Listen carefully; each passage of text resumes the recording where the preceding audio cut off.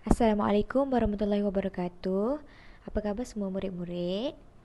Baiklah, hari ini kita akan belajar bidang hadis pelajaran 10 yang bertajuk Hadis Sumber Hukum. Dari segi bahasa, hadis bermaksud kata-kata atau baharu. Dari segi istilah pula, hadis bermaksud sesuatu yang disandarkan kepada Rasulullah SAW sama ada berbentuk percakapan, perbuatan, pengakuan atau persetujuan dan sifat.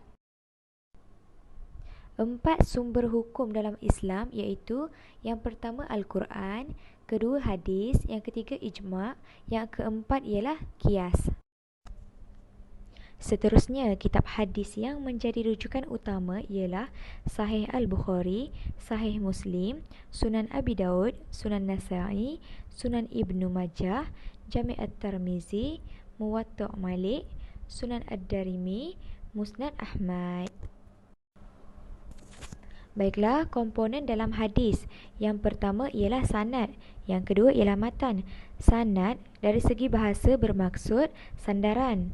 Dari segi istilah pula bermaksud rangkaian perawi yang menyampaikan sesuatu matan hadis.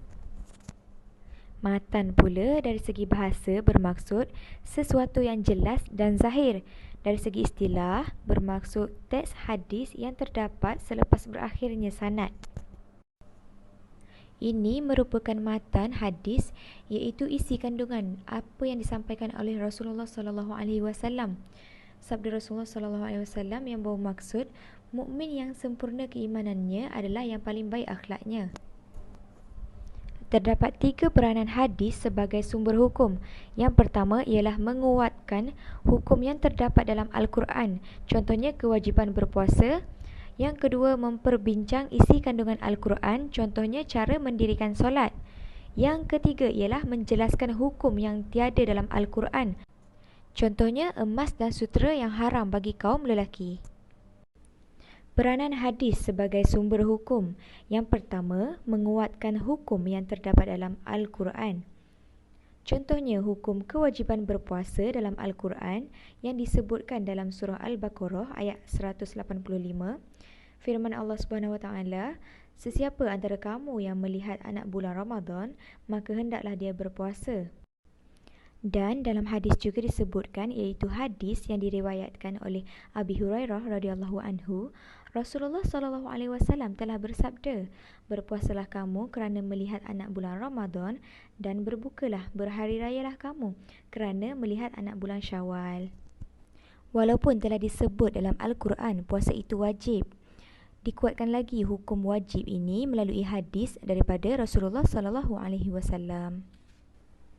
Peranan hadis yang kedua ialah memperbincangkan isi kandungan Al-Quran seperti cara melaksanakan solat. Dalam Al-Quran disebutkan suruhan menunaikan solat, antaranya dalam ayat 43 surah Al-Baqarah, wa aqimus solah, dan dirikanlah solat. Sesungguhnya solat ini wajib dan ini telah diperincikan lagi dalam hadis Rasulullah SAW, iaitu Malik berkata, Sallu kama ra'aitumuni usolli. Solatlah kamu sebagaimana kamu melihat aku solat. Peranan hadis yang seterusnya ialah menjelaskan hukum yang tiada dalam Al-Quran seperti pengharaman emas dan sutera bagi lelaki. Sememangnya dalam Al-Quran tidak menyebut tentang pengharaman emas dan sutera bagi kaum lelaki. Tapi bagaimana cara untuk kita mengetahui pengharaman emas dan sutera bagi kaum lelaki ini? Ialah daripada hadis Rasulullah SAW. Al-Bara' berkata bahawa Rasulullah SAW memerintahkan kami 7 perkara dan melarang kami daripada 7 perkara. Baginda melarang kami daripada memakai emas dan sutera. Hadis riwayat Bukhari. Dalam hadis ini kita dapat tahu bahawa emas dan sutera adalah haram untuk kaum lelaki walaupun ianya tidak disebut di dalam Al-Quran. Jadi inilah 3 peranan hadis sebagai sumber hukum yang kedua. Baiklah murid-murid, seterusnya kita masuk kepada pengelasan hadis. Hadis dikelaskan kepada 4 iaitu aspek yang penting. Yang pertama, hadis percakapan. Yang kedua, hadis perbuatan. Yang ketiga, hadis pengakuan dan persetujuan. Dan yang keempat, hadis sifat. Yang pertama adalah hadis percakapan. Apakah yang dimaksudkan dengan hadis percakapan? Maksudnya, sesuatu yang diucapkan oleh Nabi SAW. Seterusnya, apakah yang dimaksudkan dengan hadis perbuatan? Hadis perbuatan bermaksud sesuatu yang dilakukan oleh Nabi SAW. Mari kita lihat contoh percakapan Nabi, iaitu Abu Hurairah berkata bahawa Nabi bersabda, malu itu satu cabang daripada iman.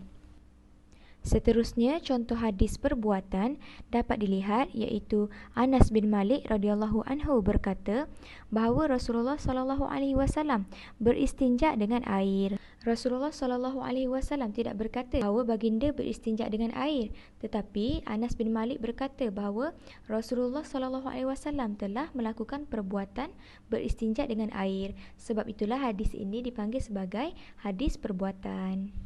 Yang ketiga ialah hadis pengakuan atau persetujuan. Yang keempat, sifat. Maksud pengakuan atau persetujuan ialah diam Nabi SAW terhadap sesuatu perbuatan atau percakapan sahabat tanpa melarangnya.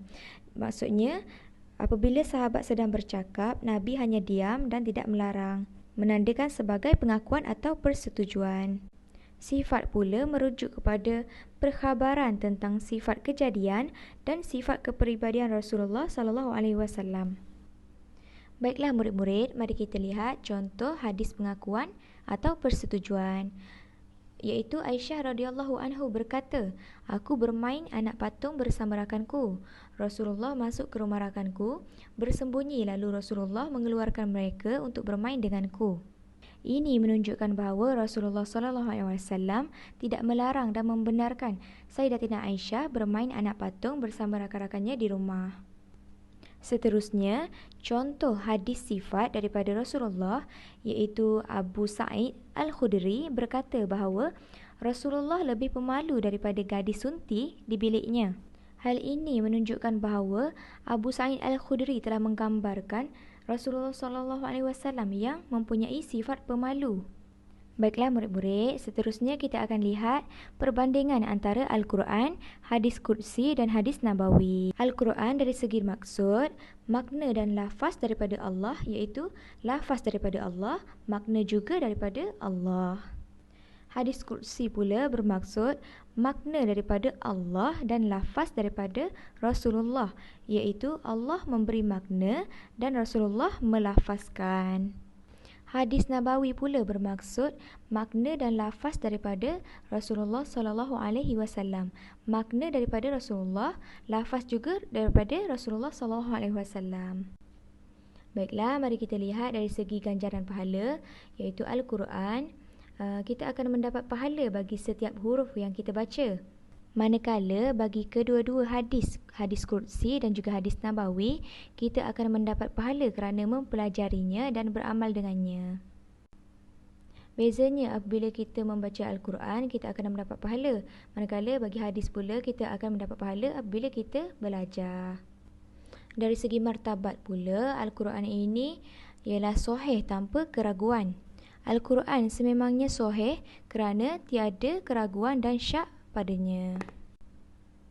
Manakala bagi martabat hadis Qudsi dan juga hadis Nabawi, ada yang sahih, hadis hasan, ada hadis dhaif atau hadis maudhu', iaitu hadis yang direka-reka dan tidak dilafazkan oleh Rasulullah SAW. Faham murid-murid? Baiklah, dari segi keperluan berwuduk pula, Al-Quran ini wajib berwuduk apabila memegang atau membawanya. Manakala keperluan berwuduk bagi hadis Qudsi dan juga hadis Nabawi ialah tidak wajib berwuduk apabila memegang atau membawanya. Seterusnya, contoh bagi Al-Quran yang mempunyai banyak surah, antaranya ialah surah Al-Ma'idah ayat yang ke-35. Yang bermaksud orang lelaki atau perempuan yang mencuri, potonglah tangan mereka.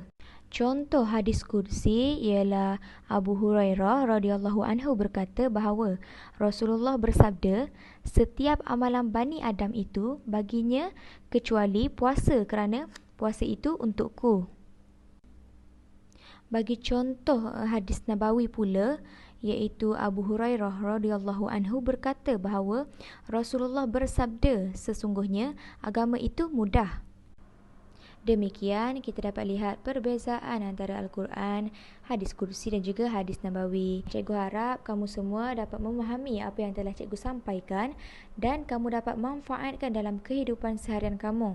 Baiklah, setakat itu sahaja pembelajaran kita pada hari ini.